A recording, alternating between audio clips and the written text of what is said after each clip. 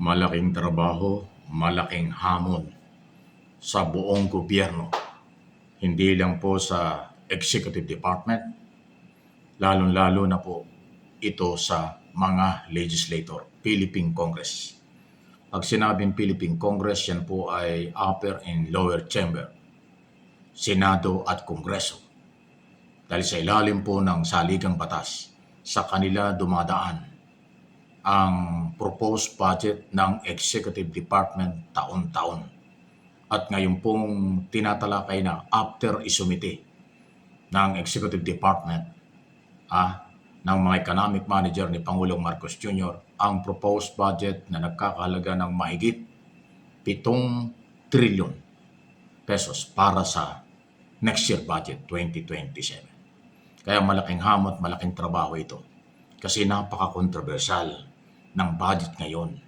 Simula ng pumutok at labanan, in-expose ni Pangulong Marcos ang flood control scam, ghost project, substandard na involve ang mga politician, Kongreso, Senado, kontraktor at taga-executive department katulad ng DPWS at mga engineer.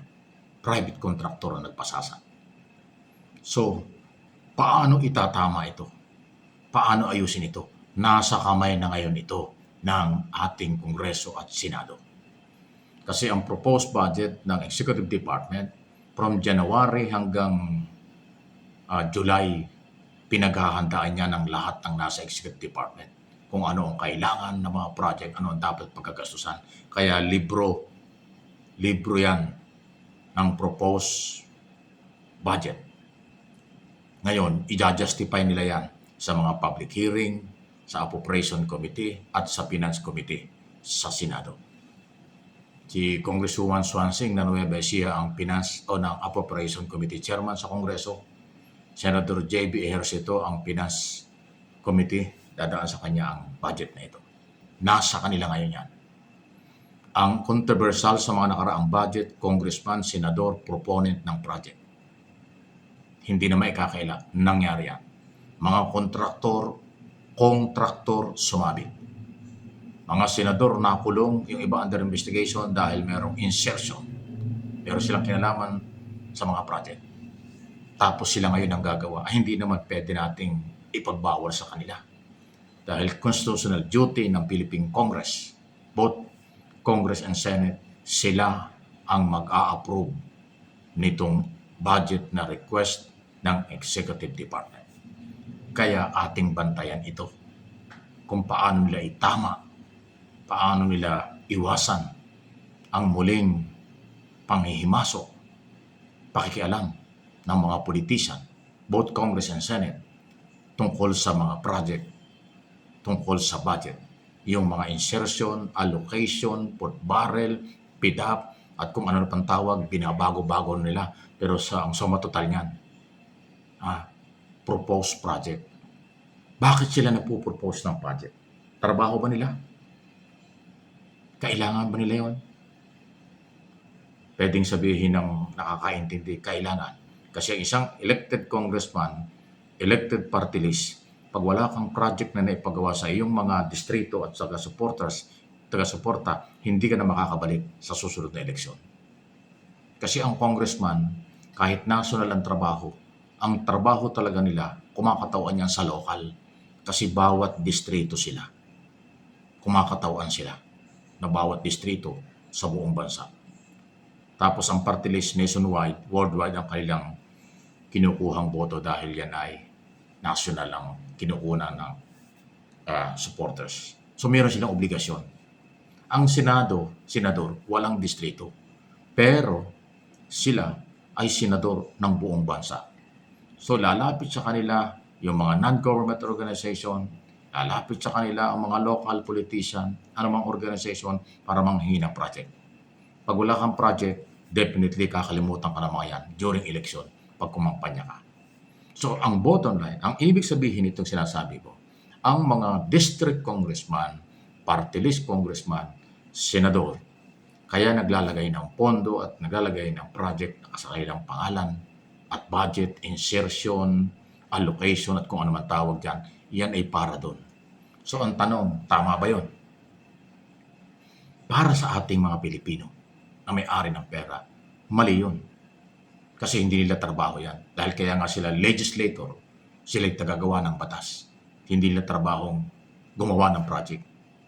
Hindi nila trabahong magsingit ng pera sa budget para gamitin nila sa personal interest. Kasi personal interest yun eh. Maglalagay ka ng project sa distrito mo, senador at congressman maglalagay ng project. Dahil sa interest mo, huwag kang kalimutan sa next election, personal yun. Di ba? Eh ngayon, kung mahaluan pa ng komisyon, 25%, 30%, doon tayo talon-talo. At dyan nangyari ang matagal ng korupsyon sa ating budget. Not only DPWH, napakarami hong insertion, napakarami pong proposed project ng mga politiko sa iba't ibang departamento. Dahil bahagi yan ng kailang ginagawa during hearing at kung ano pang pagtalakay sa budget ng Committee on Operation at ng Finance Committee. Ganun po yung nangyayari, for your information. Ngayon ang tanong, dahil nag-umpisa ng talakayin ng 2027 budget, kaya ba nilang iwasan yon? Kaya ba nilang magsakripisyo na hindi magdala ng pondo o project sa distrito? Ang mga district congressman at ang mga party list congressman ay hindi magbigay ng mga project sa kanilang mga non-government organization. Ang mga senador ay tumanggi sa mga lumalapit sa kanilang mga non-government organization at local official para sa mga project. Kaya ba nilang isakripisyo yun? Aba, mahirap yan. Mahirap pa nilang isugal ang kanilang karera sa politika. Dahil nakatayado ng kanilang kinabukasan sa politika. Makakabalik ba sila sa distrito? Makakabalik pa sila bilang party list congressman? Makakabalik ba ulit sila bilang senador? Aba, pag wala yung project na yan, malabo yan. Kahit anong galing mo sa paggawa ng batas bilang mamabatas, pero kung wala kang na-deliver na mga project at hindi mo naibigay ang pangailangan ng mga lumapit sa iyo, wala ka. Nakalimutan ka sa eleksyon. So yan po yung operation, yan ang nangyayari.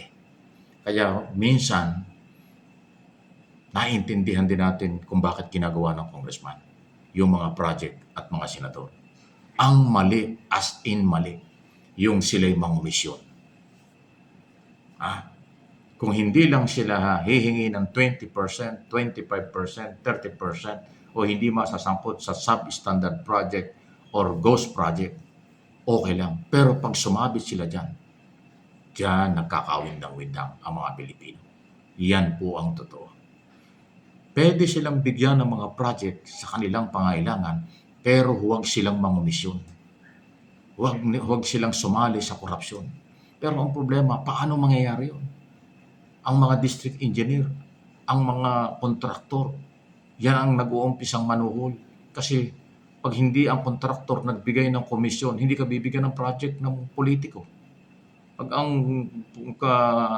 kontraktor hindi nangapital, hindi namuhunan, hindi nagbigay ng advance commission, hindi ka bibigyan ng proyekto. Pag hindi ka gumastos, hindi ka mananalo sa bidding dahil yan ang control ng executive department. Ang masakit dito, kinokontrol pa ng mga politiko ang executive department, engineer, bidding at lahat-lahat natatakot sa kanila. Ganyang kalawak ang mga operasyon na mali.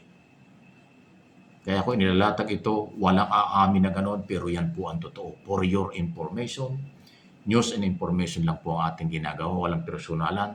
Aralin po natin, bantay natin kung ano ang magagawa ng mga Pilipino dito ho para labanan ang korupsyon. Nailatag ko na sa inyo kung paano nila ginagawa at bakit nila ginagawa.